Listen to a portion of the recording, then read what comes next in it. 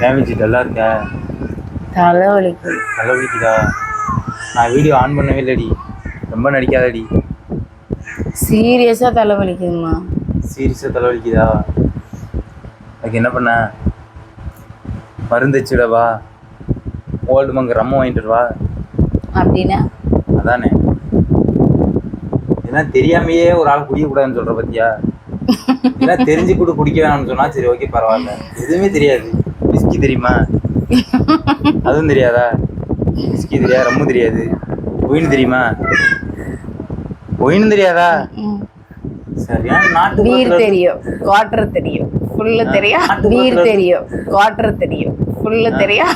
Beer தெரியும், quarter தெரியும், full தெரியும்.